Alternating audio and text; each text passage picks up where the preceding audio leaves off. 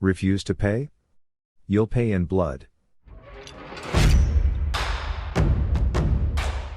There are people out there, willing to call in your help and hire you. No matter how good you do, they will find a way to rip you off and refuse to pay afterwards. In this episode, they'll pay either way. Squatters refuse to pay, law revokes their freedom. Client refuses to pay after service, their clients get a bad aftertaste. Install a wood stove without paying up, receive a smoke grenade and a company owner stops paying salary and steals, so karma made him lose all. Naturally, viewer discretion is advised. These revenge acts might be disturbing to snowflakes. Last summer I bought a house trailer and decided to rent it out. It needed some work, so I posted 2 months free rent for putting carpet down in the living room, hooking up the hot water heater and putting in a toilet. Got a nice couple with a newborn willing to do it. Great. No lease, month to month. No security deposit and the rent was $450 a month. The deal was that they would do the work, so I didn't ask for rent for 2 months. Everything was fine. Side note, there are a few little state laws that come into play. If you don't pay rent for 3 consecutive months, you are considered a squatter, which means the landlord doesn't have to fix the property and can actually padlock it and deny you entry. I won't explain the eviction rules and violations here, let's say it's up to the judge really. Fast forward 5 months and still no rent money.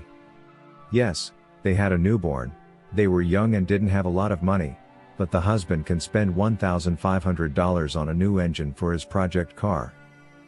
They can afford to go out to eat and spend money on electronics, but no rent.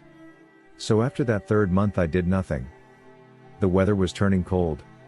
I didn't put in the furnace like I promised, and if they hadn't had a newborn I would have padlocked the house.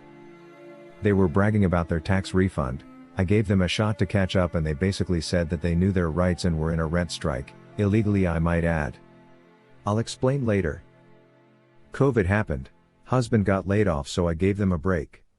When he went back to work I asked for rent again and was told to frick off. I finally had enough. I told them they had 14 days to get out or I was doing a formal eviction, and seeing he was on house arrest he knew what that meant. I honestly was trying to keep him from having to go back to jail and keep an eviction off of their record. I was trying to be nice and civil so they would leave and I would cut my losses, until I checked the property. Everything inside was removed. Everything they got free rent for was gone. I got pissed and filed for a formal eviction. It didn't go as they hoped.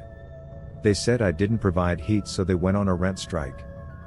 Only they didn't file that with the courts or hold the money aside. They just thought they could stop paying rent. What they put into the trailer was less than the rent. The judge agreed with me.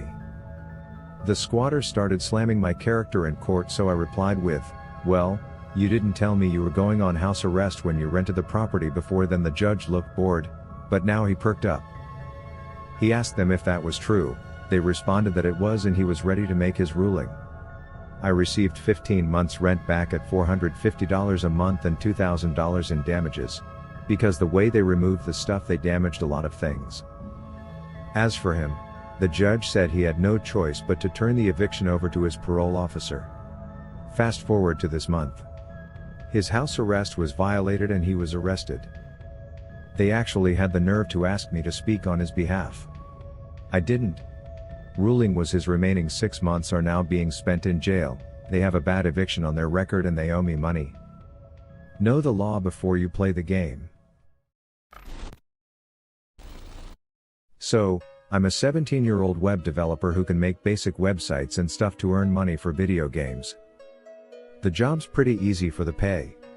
I get picked up by some local bakery so people could pre-order cakes and stuff online. Took a few hours to puke out a functional backend and a day to make it all pretty and smooth running. I had agreed for basically $10, which is insanely cheap even for India, but all I need is video game money, so I'm good with that. When I'm done with the job, they needed to purchase the domains and a server, which I explicitly told them, you pay me 10, and use another 10 to buy a domain and 5 to rent servers. Total is $25. They give me $15 so I could set their stuff up. Once the website was fully operational, I asked for my money. But apparently they didn't want to pay because, if I wasn't hosting the server anyways, why do I need compensation? You know, because apparently time has no value. The thing was I could still access the server as I had the credentials for the server. So I go home, log in and make one tiny change.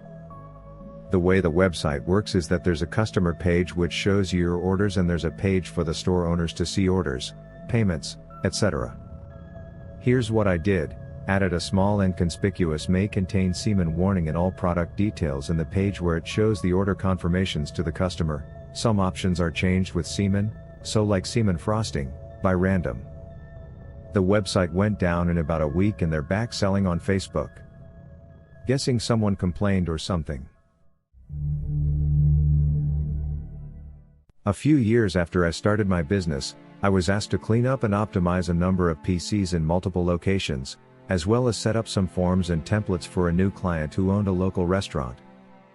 The work, all labor apart from a little travel, was performed over the space of a month due to scheduling conflicts and school holidays, but on completing the last of it, the client confirmed verbally that he was happy with all I'd done, and to go ahead and send an invoice. I duly emailed an invoice for a sum just in excess of $400. I waited for payment, never heard anything, sent reminder emails, called and left messages, but no response. Eventually a couple of busy months had passed and I met the client by chance in the local supermarket. On asking why he'd not paid or been in touch, he said that all the PCs were as bad as they had been before I'd started, and that he had tried to contact me with no success. As my landline and mobile phone had caller display as well as answering services, and there had been no emails, I knew the latter was BS, and as any PC user knows, a system can easily go back to pot if the user bad habits don't change. So I contacted a local debt collector, gave him the details, printouts of my call logs and post-invoicing emails, and he took them to the restaurateur. On his return his words were he's not disputing the invoice, he's saying that the work wasn't done right, so it's his word against yours.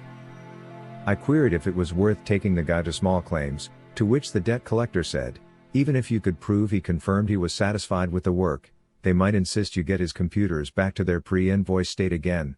Do you really want to spend more time doing that? Of course the answer was no, so I stewed it over in my mind and came up with a plan. At this point it was late November, so, creating 2 throwaway email accounts in female names, I got in touch with the restaurant to book a large party for Valentine's night the following February. I put it down as, my husband's surprise 40th birthday party, confirmed that my husband's sister, and CC'd her in the message with the other throwaway. Said I couldn't make the journey north, but would happily pay the $10 a head deposit as her share towards the night. Of course, as time went on the ideas grew arms and legs. The numbers attending increased, until the owner suggested he'd reserve the whole restaurant for the evening, and they'd happily arrange the seating to suit us. But could I ensure the deposit was sorted ASAP please? Of course I confirmed that the sister was a scatterbrain and that I'd ensure the check was with him very soon. He emailed the sister using the CC address and she confirmed it had been posted. To keep him on side, I asked for a proposed menu in advance so that I could send it to all the attendees for pre-ordering. Naturally they were delighted that they'd know this as it makes their life much easier. Consequently the numbers for all 3 courses were emailed in, with a few fussy eater variables thrown in for good measure. Needless to say by the beginning of February he was getting quite antsy about there being no sign of the deposit, but I reassured him that the sister's check must have been lost in the post, so she'd send another by special delivery, if they could ensure someone was there to sign for it. I knew the owner lived about 25 miles away, and the restaurant didn't open till 5 p.m., so he'd have to come in very early and hang around waiting for it. A week before D-Day and he'd obviously had enough. He emailed in a spat saying they'd turned away numerous inquiries, had no deposit, and could no longer hold back on taking other bookings. This time I didn't bother replying. My part was done. My wife and I were booked in at another restaurant close by for our own Valentine's meal, after which we took a walk past the restaurateur's business premises to see just 2 cars in their parking lot, one of which was his.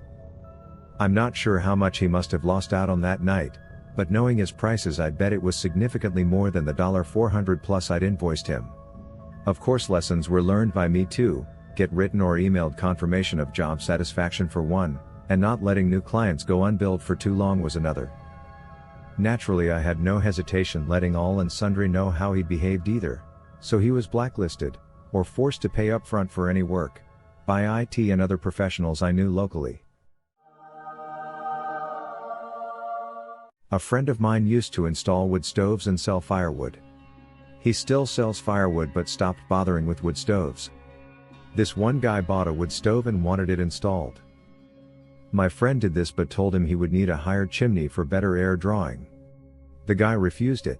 I'm assuming maybe he didn't want a higher chimney for the look, and my friend kept insisting.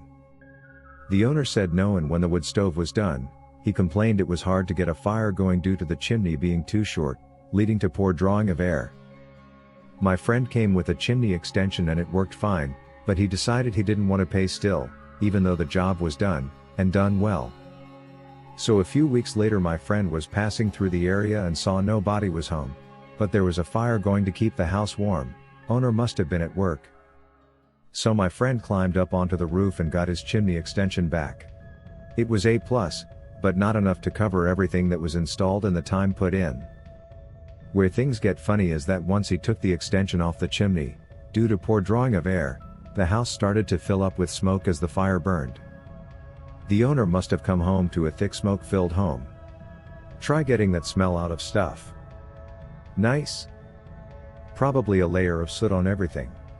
To my recollection, the owner did not have any pets, so no lives were harmed, but when everything you own is black and reeks like smoke and your home is freezing in the middle of winter, I bet you would have rather have paid someone for their products and services. I hate people like that. When they know from the point they hire you, no matter how good of a job you do, they will try to find some reason not to pay you. I'm a trade painter that worked for around 5 years, essentially running a company for an owner who took a very hands-off approach. He was essentially a name and working capital, not much else. After getting an offer to work for a bigger commercial company and my old boss's realization he would have to run his own company, as there really wasn't anyone else in-house that was qualified, he resorted to acting like a child to try and make me stay. Made me run around the world to receive my final pay, which I never even got, and refused to return my tools spread throughout various jobs. Revenge time. As luck would have it, another even better offer from an even bigger company ended up in my lap that wanted to subcontract me a very substantial amount of their work, but I'm going to need more employees for that. So I go through and call each and every member of the original company and offer them a $3 an hour raise to work for me, which all of them accepted. After all, they know me, they've worked for me for years, and it's more money, no brainer. They barely know the owner, and what they do know, they don't like. I then asked them to grab only my tools, which was the vast majority of tools on all the jobs from their respective jobs when they leave for the weekend on Friday. Monday rolls around and my old boss is getting calls left and right from supervisors asking why nobody's at work and what's going on. He was so hands-off he didn't even have employees' phone numbers to call and ask them. He's essentially without employees and little to no tools to complete any jobs at this point. Fast forward 6 months and his company has now closed. He's lost all his work. His new addition to his house has come to a grinding halt halfway through construction. He's hurting big time. I never got my last check, but I did get a great group of workers and a company of my own, so I guess I'll just call it even.